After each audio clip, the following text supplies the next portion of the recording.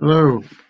I just did a long video debunking the out of Africa theory that everybody came from Africa.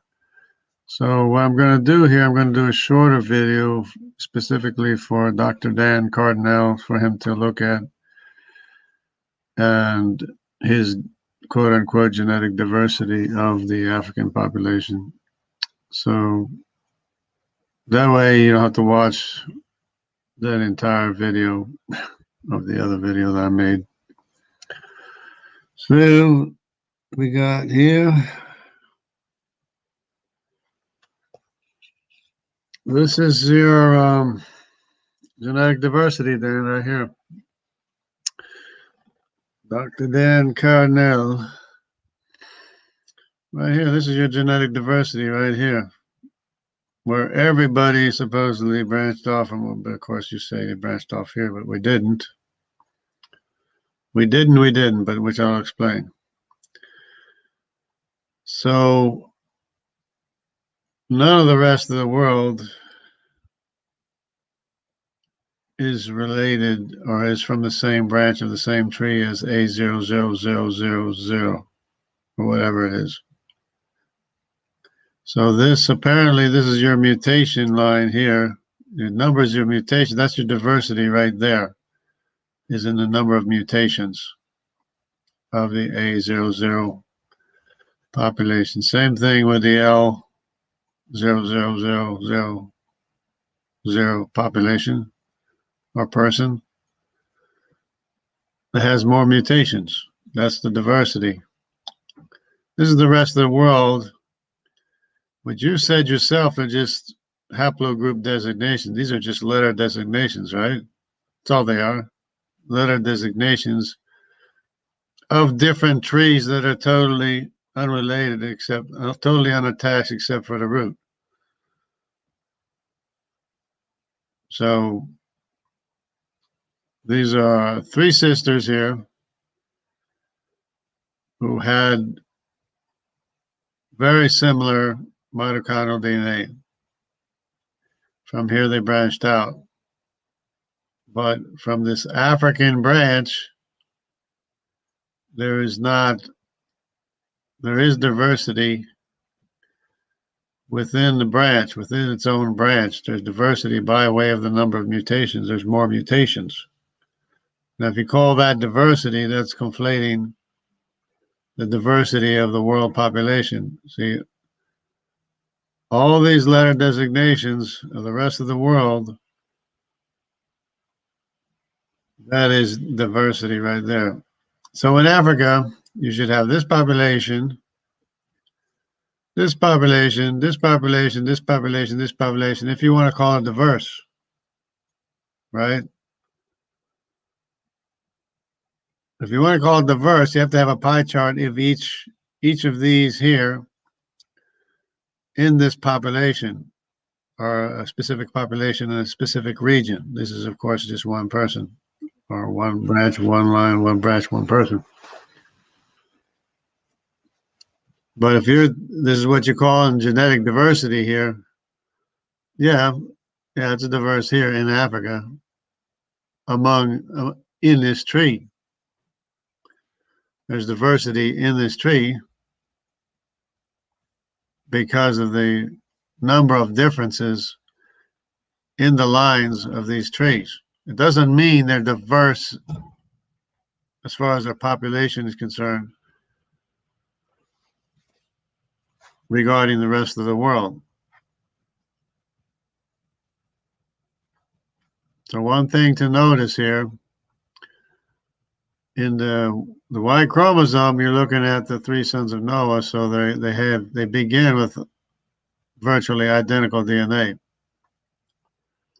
And this African line looks like it's missing information here, but well, I know it's missing information for a fact, because the E3 is the father of the C Nimrod population.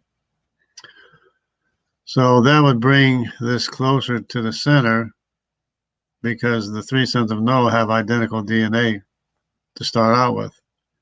So they're descendants that branch off in different directions. And if you want to call this diversity, this A00, A100000, if you want to call that diverse,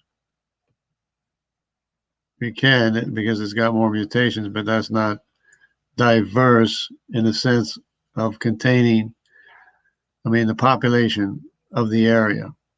The population of this area, in order to be diverse, you would have to have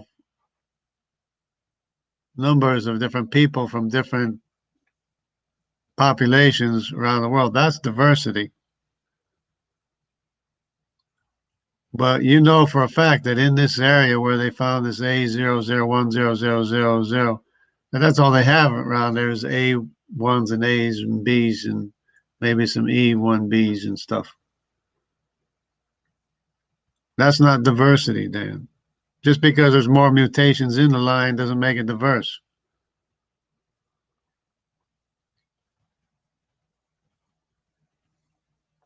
Now, if you want to look at real genetic diversity, this is real genetic diversity in the mitochondrial populations.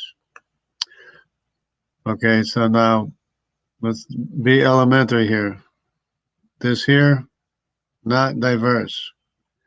This here, not diverse. This here, not diverse. Now, what do I have in common here? These are all extremes, right? This here, not diverse. Not diverse, not diverse, not diverse. This here has a little mixing from this location. It's not that this location has this population over here. It's this population over here has from this population over here.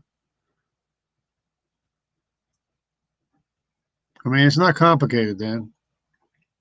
Of course, Egypt, we know the story of Egypt. We know the story of North Africa and how we should expect to see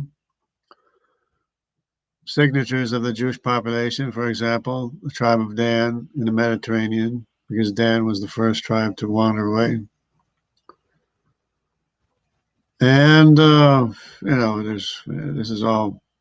this whole area is Semitic, by the way.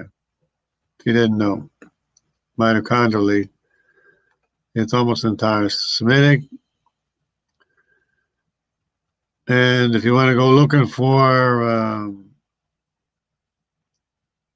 the Japhetic,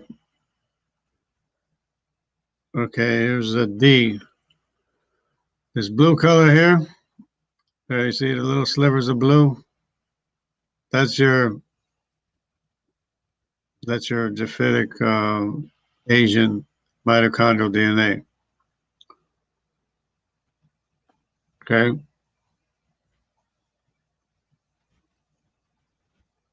Rest is basically under N, which is Semitic. So, but that's another rabbit hole. This whole area here is all Semitic because of Israel, because of the Jews, because of the 10 tribes of Israel that wandered away. Of course, they went everywhere else too, but that's another story. But as far as East Africa being the most diverse population, no, I can see Semitics from this area, from the area of the Semitic population. I can see another Semitic yellow population. I can see a U Semitic population. And the rest is the native population. Well, there's an M. It looks like an M there, too. Is that M? Anyway, that would make it a little bit more diverse. But of course, that's from this area. It's not from this area. It's not that this came from here. It's that this came from here. Because that's where the diversity is. The diversity, these are not just letter designations. These are diverse populations. Now, if you want to say the number of mutations is your diversity, that's another thing. If you want to say this population is diverse because of the numbers of mutation, it has more mutations, yeah, in a sense, yeah, that's makes it diverse, but it's a diversity within the line of the native population. Anyways, I don't want to go on too long because it's supposed to be a short video. But anyways, Y haplogroup, of course. You have, speaking of diversity, where's the diversity? This R came from Europe, or came from actually Asia. This R. You have a K and a J. K is basically Japhethite, early Japhethite. J is Semitic, of course, descendant of Abraham. I mean, we know who these people are. We know who these populations are. We know the names of these people. This one here's ET with Ethiopia. Okay, Ethiopia. In Sudan. This is North Africa. Well, what kind of diversity is that, Dan? Not diverse.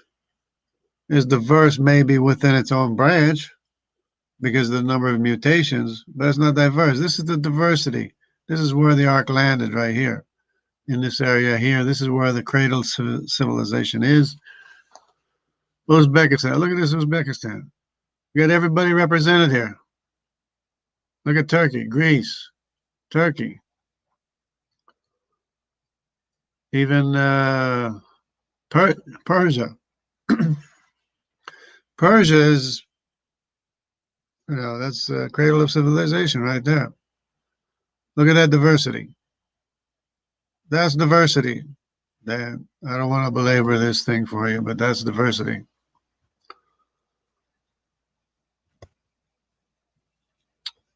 Anyway, because the ark landed here somewhere in Turkey, people spread out in the cradle of civilization. Nimrod was the first king over the whole world in the land of Shinar. His descendants never went to Africa. His name is Nimrod. He's a known person in human history. His descendants never went to Africa. They're the C3 descendants and the C descendants all over the world. As you go east, they go all over the world. He's the son of Cush.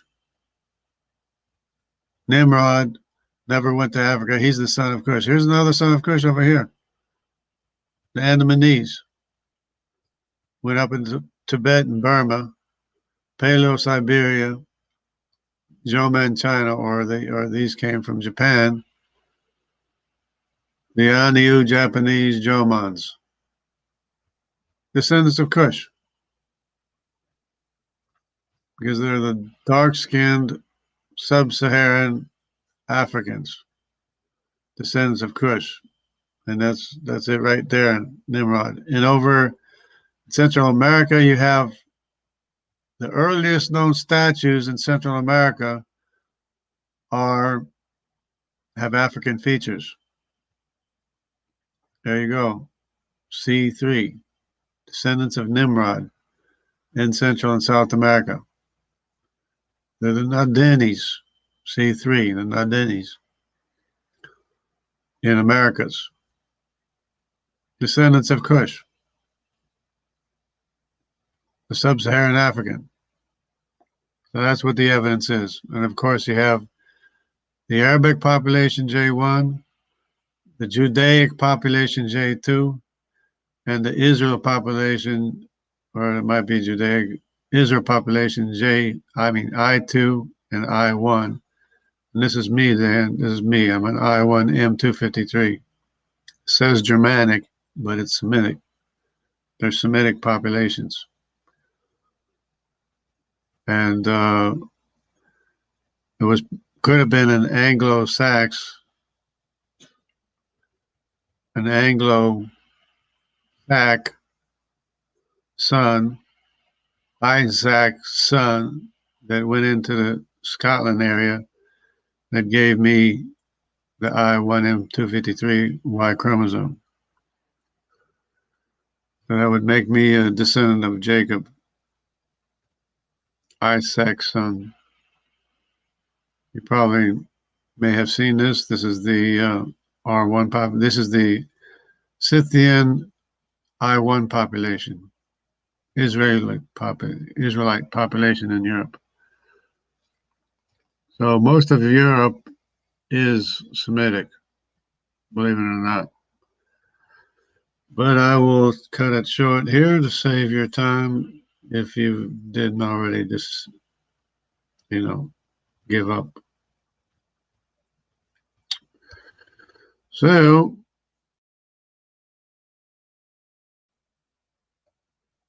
I hope all is well and you correct your story of the out of Africa belief because it's nonsense, total nonsense, Dan. And you got to tell all your superiors and people that taught you, teach them and tell them what the truth is that the diversity comes from the cradle of civilization, not Africa. So please make a note of it.